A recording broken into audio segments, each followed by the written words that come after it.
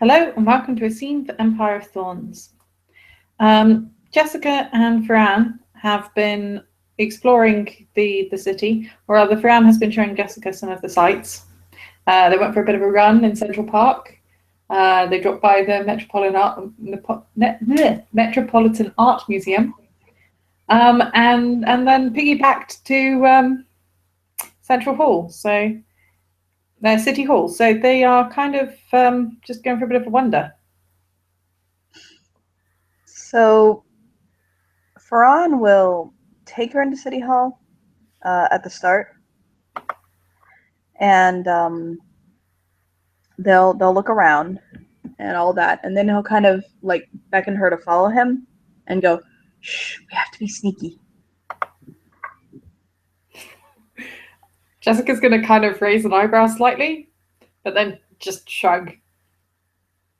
And he'll basically kind of grab her hair and like her hand and kind of pull her and kind of lead her. And essentially he'll get her to the point where there's like a staircase. The problem is that it's kind of like really like guarded, as it were. But he'll kind of look around and like beckon her over, and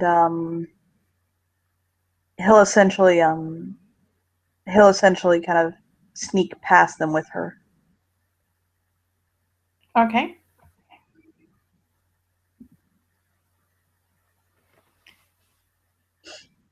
And so he'll kind of lead her down some stairway casing, and he'll say, "This is one of my most absolute favorite places in all of New York."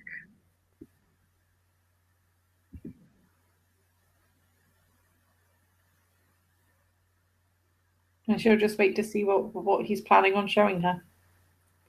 He'll actually kind of grab her and like cover her eyes softly. "Do you trust me?" And then she'll just shrug. He'll carry her down the stairs like gently, and he'll set her down, and he'll uncover her eyes, and she sees that. It is a subway station that looks like you just traveled back in time. It's got beautiful stained glass ceilings and gorgeous enameled tiles, and it's just very beautiful. It's like shouldn't exist level of beauty in the middle of this area. But it does look as though it is very, very empty.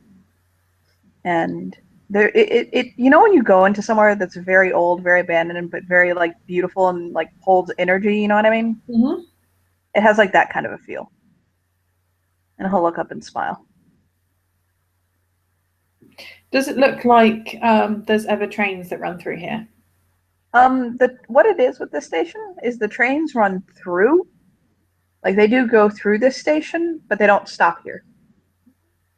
Okay. Because she was quite tempted to go and sit on the edge and kick her legs off the edge, but that's probably not a good plan. Yeah, that's an active line. It's right there. But the other thing is that it's he's telling you to like kind of keep quiet and keep slow because it is guarded. But she realizes probably why it's abandoned, and it's because you see how the track curves right there. Mm-hmm. That curve is too sharp for the train at the size they are now to stop at it and have the passengers get off safely. When the trains used to be smaller, they could do it.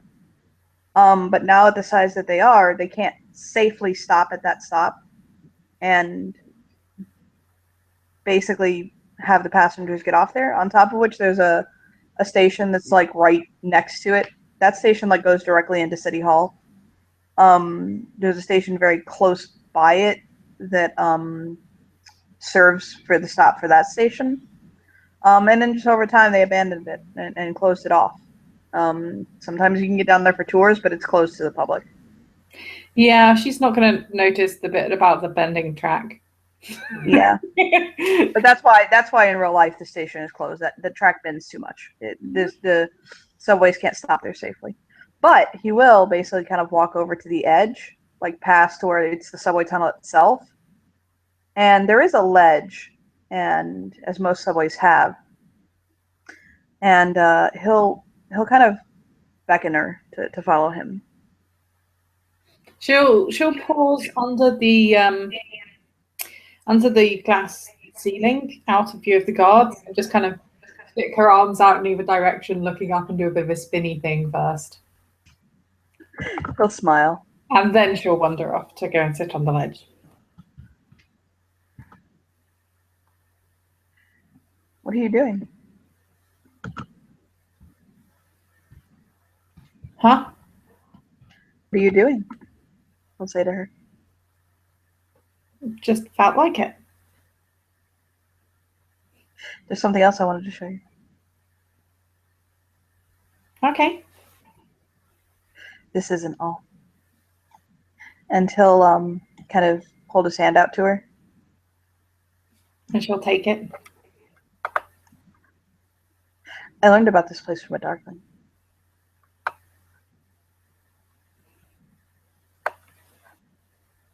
And he'll start walking with her down like the tunnel. And he's being very careful. He'll kind of like look around and make sure the train's not like actively and directly coming.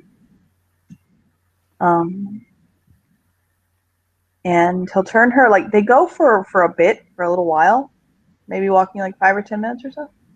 Mm-hmm. He'll pull out his flashlight actually after a while. And it's getting pretty dark back here. But he'll pull out his flashlight and kind of turn it on. And your character sees the reason he had brought her down here.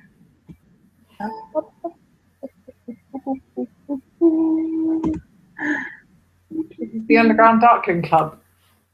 No. The Darklings would die if they knew about this.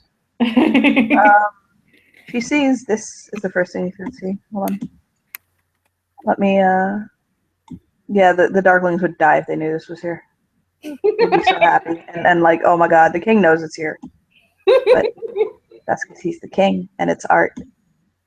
She sees that.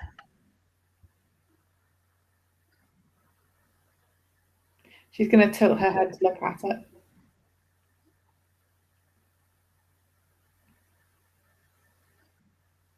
And he'll smile.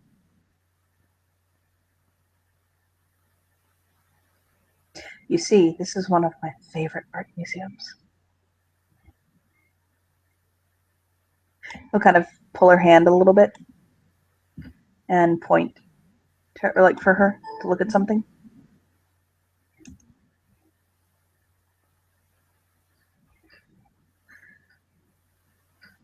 She sees that.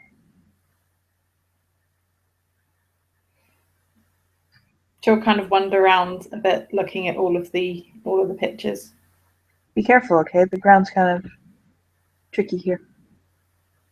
And it is very wet and damp and like, holy shit. But it's easy to navigate if you're careful. He'll actually take her to this piece and say it's his favorite. He's always loved it so much.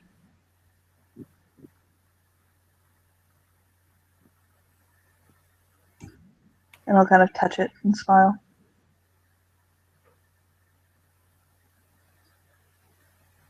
It is very. You know what the best? It is very colourful.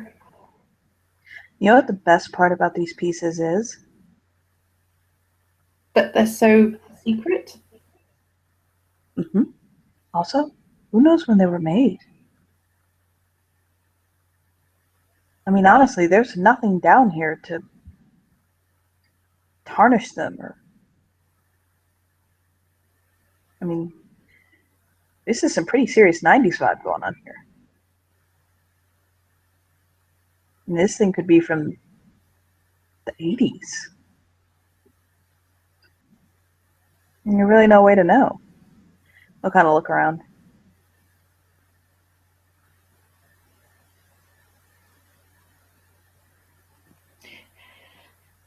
Jessica's going to kind of look around as well and see if she can find a bit of a blank space of wall. Yeah, there's blank spaces. And she's just going to pat the blank space.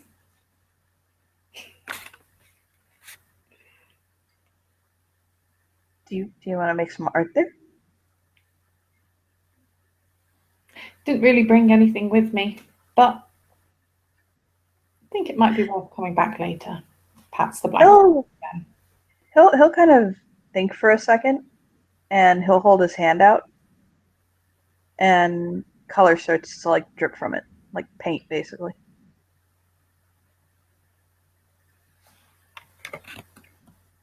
Wow. And he smiles. You really are full of surprises.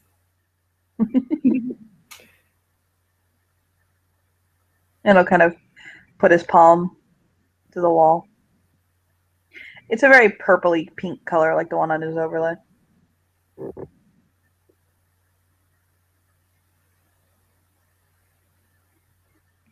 And underneath where it's dripping, Jessica's going to put her hand so that the paint drips around her hand. There's like a blank space where her hand is. He'll smile.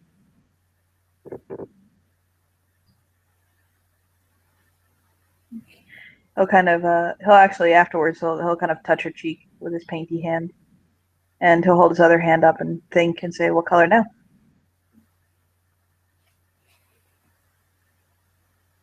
And she'll cock her head slightly and look at the just because obviously if you put his hand there and then the paint dripped down from his hand, it's going to look a bit like a paint hand with a blank space hand that the drips are running around underneath. Which is so pretty. Yeah. Or should we leave it like that? I think it kind of looks good the way it is.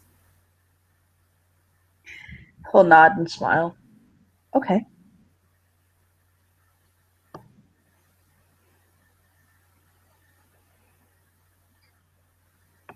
Until basically he'll kind of reach into his pocket and pull out a handkerchief and kind of get the paint off of his hand and shove it back in his pocket. Is there anywhere else you want to go? She'll shrug. You're the guide. I'm going to completely ignore the smudge of paint on her cheek. Like, completely. He'll actually look at the smudge and his eyes will light up very happy. And he'll kind of wiggle a little bit, looking at the paint smudged cheek. It's like he's recognizing something.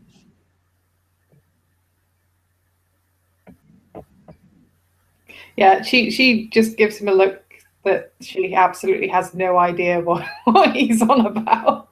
He'll smile. Like once he realizes that she ain't got no idea what's going on, he'll smile and he'll say, "You remind me of a friend of mine. She cries tears of paint." That sounds pretty. She'll just shrug. It's very, very pretty. He'll kind of skip forward a few steps and he's like, "I love her very, very dearly. She's very, very special to me."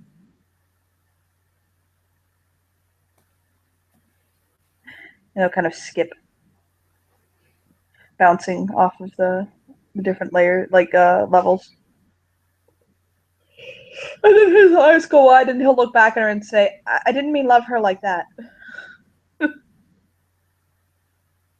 Jessica's just going to shrug.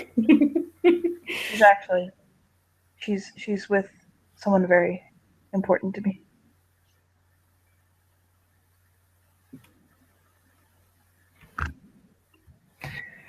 Yeah, Jessica is really not struggling to care about this. She looks like she's considering trying to care and ask questions, but she just links arms with him instead. What time is it? He'll say. She'll shrug. It's not carrying a watch. He'll fish his phone out and kind of check the time. He knows that he really, really kind of actually does need to get back to the court. Um,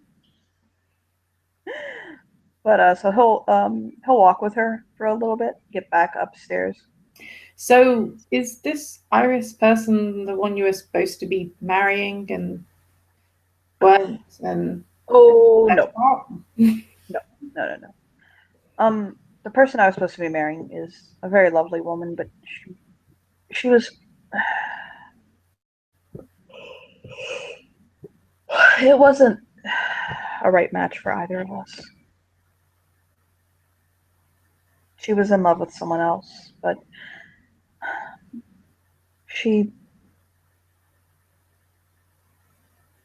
I'll think on it for a moment. It's very complicated, and neither of us really loved each other for the reasons we should have to marry. You know what I mean?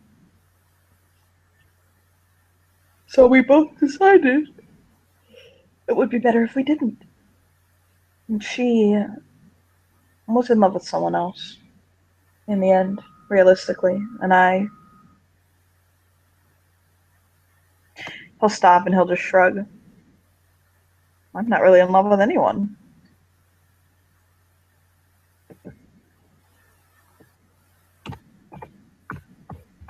Fair enough. She's really looking like she's trying to care. You know, when she asked about Iris, there was not the slightest trace of jealousy, just I should probably, ask about that, seeing as he looked upset earlier.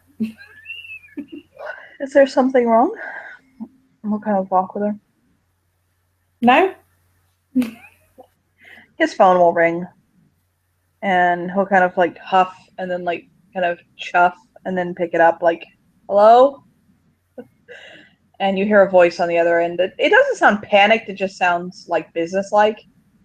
And he'll kind of hold his hand up to her like, 1 second.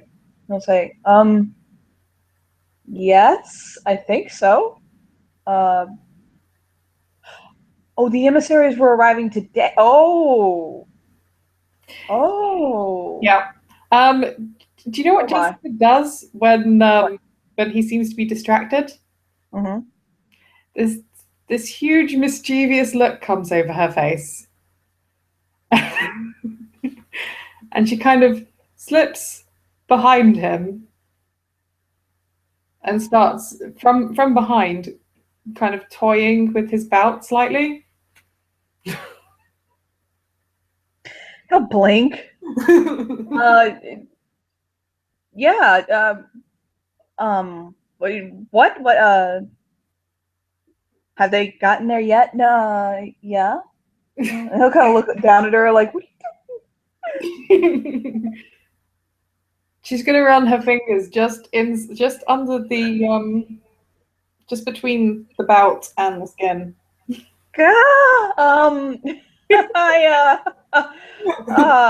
She's not trying to start something. She's just really the kind of person that does whatever she feels like. She has no idea who he is at this point, and it's just like he's on the phone. Yeah, he's like biting his fist. You need me right now. Like, am I required? Is there no other way? Because they're still kind of in the subway bit, so she's not trying to start stuff. Because how important is this treaty? Very important. Kingdoms. Okay, gotcha. I hear that. Yep. Nips the ear on the side that's away from the phone.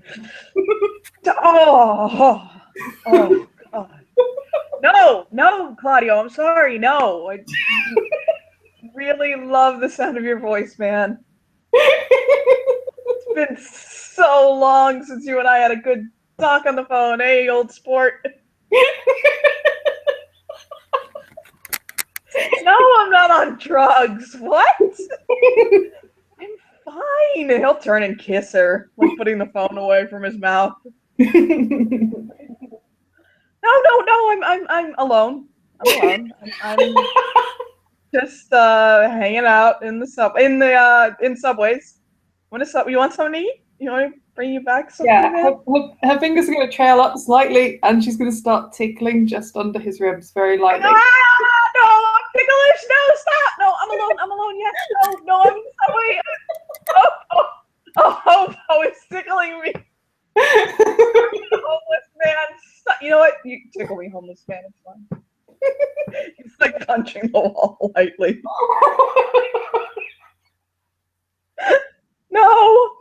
No, I'm not on any drugs. I haven't taken it. No, I didn't go to the dentist. You have my schedule.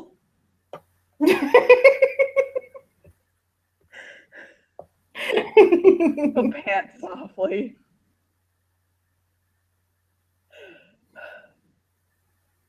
So let's go back to the point where you're explaining to me exactly how much I need to be there.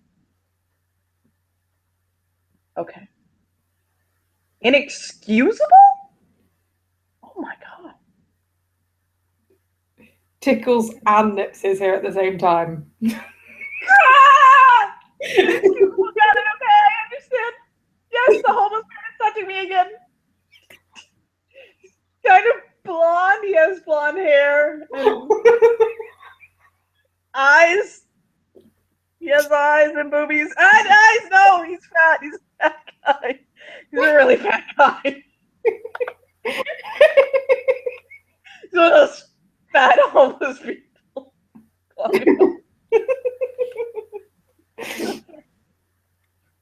have such an awkward boner right now.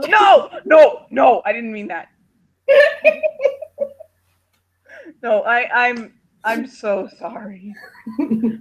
I'm giving this homeless man with gynecomastia a tour of the city. Newly arrived. Of course he's homeless. He just got back, right? He looks like he's half laughing, half crying by this point. Yep. And that's when she stops tickling him and starts stroking his tail.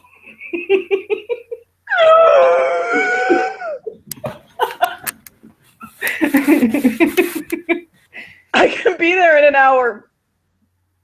He'll nod.